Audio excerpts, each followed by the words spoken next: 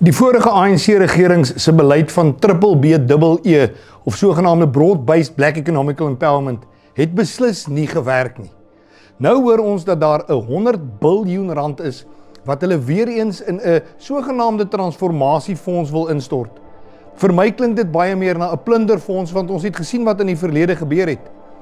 Breë ekonomiese bemagtiging het nie plaasgevind nie, maar 'n klein porsie van die elite bo het keer op keer bevoordeling getrek. Die DA se voorstelle is 'n voorstel waar ons ekonomie kan laat groei sodat jong en opkomende sakemanne en sakevroue kan deel word van ons ekonomie in Suid-Afrika en nie net die elite daarbo nie.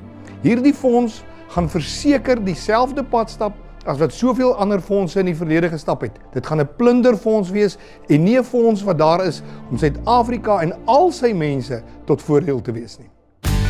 DA at Work, rescuing South Africa.